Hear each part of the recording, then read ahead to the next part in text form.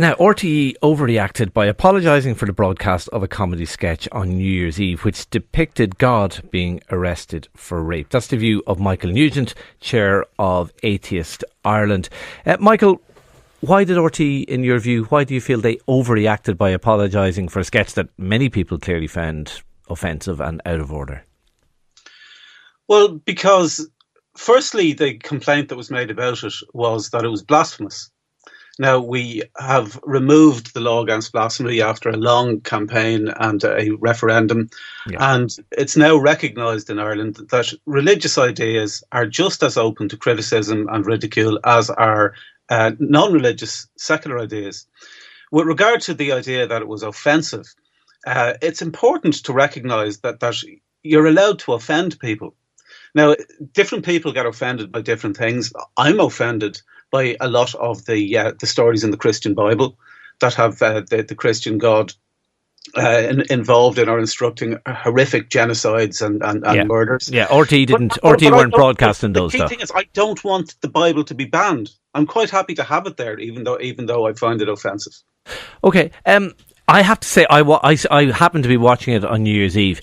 I'm not particularly religious. I'm not religious at all, in fact, and I'm not easily offended. My jaw hit the ground when I saw that sketch. For what reason?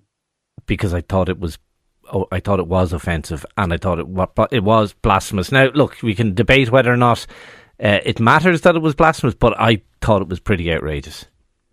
Well, and that's fine, but television stations are entitled to, and indeed in some cases have a duty to broadcast items that they know that some people won't like. You know, okay. That's not a reason to see. But here's my problem: would a similar sketch have been run about the Jewish religion or about Islam?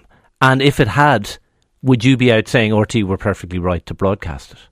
Well, Tommy Tiernan on RTE interviewed Imam Umar al-Qadri and started the interview by doing a mock worship of him. And then when Imam Umar al-Qadri said he was going to recite something from the Quran, Tommy Tiernan said, no, you're not going to blow up after this, are you?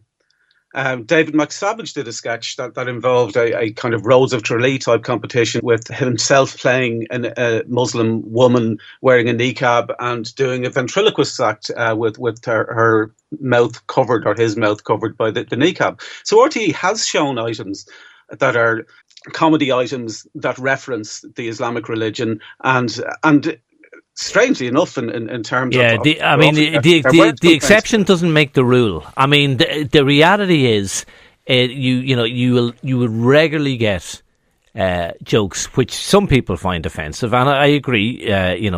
People get offended quite easily in many cases, and you don't have a right not to be offended by things. But that it is quite common to have a pile-on in relation, or a joke about the Catholic Church. It is incredibly rare to have a joke about Islam. And my view on it is, if you're going to do it about the Catholic Church, you have to be willing to do it about other religions. And I don't think that happens. And I think you've given two examples, to be fair. But, well, how many examples can you give me about Catholicism? Come on. That many listen, are you actually telling me there hasn't been dozens of them over the years? Okay, here's another way of looking at it. Do you think Life of Brian should continue to be banned? Yes. No, of course it shouldn't. No. But that has things that are just as, if you look at the relationship between the Mary character in Life of Brian and the Roman centurion who supposedly made her pregnant, that's just as offensive, surely, to Catholics. I wouldn't have thought it's as offensive as suggesting watch it again. Pardon? Watch it again. I have watched it many times. I know the film pretty well. I wouldn't have thought. Well, you do know then the relationship in that Yes, film.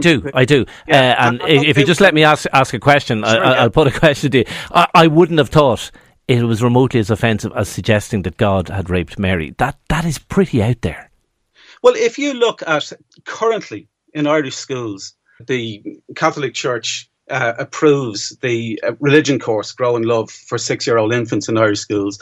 And what teachers are taught to tell children about that incident is that Mary, who's depicted in the book as a child in her bed, that she was confused and afraid and didn't understand what was going on, but she said yes anyway because she trusted this character that came into her room and told her that she was going to be pregnant. Yeah. Now, I don't think that joke was a gross misrepresentation of what Catholics themselves teach that passage. I think that's a ridiculous point, quite frankly. But in terms of... Hold on a sec. How do you think it's ridiculous, given I've just cited what the Catholic Church themselves say, which has a degree of recognition? What about victims of sexual assault? 6-year-old children. What about victims of sexual assault? Would they have found that joke funny, or did they have a right to be offended by that joke?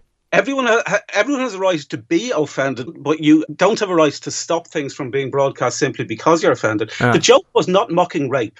The joke was mocking lenient attitudes towards rape. And that type of dark humour is a perfectly valid and cathartic way of addressing painful... Even on a family show? On any show. Yeah, even because I watched it, for example. No, I'm not particularly concerned about her. She'll be fine. I'm not suggesting. I don't know. It probably went over her head, but I watched it, for example, with my 11-year-old daughter. Or 12-year-old daughter. Sorry, I should know the age of my daughter. My 12-year-old daughter. Well, I would imagine, and this is just a guess, I would imagine that most people that have been victims of sexual assault would be more worried about 6-year-old infants being taught in school that Mary was afraid, confused, and didn't understand what was going on, but still said yes to a stranger coming into her bedroom than they would about a joke on RTE on New Year's Eve. Well, we'll see. Let's put it out there to the listener, 53106. Do you think RTE, do you agree with Michael? Do you think RTE overreacted in apologising, or do you think the sketch was just in bad taste and an apology was due? 53106 at a cost 30 cents. Michael Nugent, Chairman of Atheists Ireland, thank you indeed for talking to Newstalk Breakfast.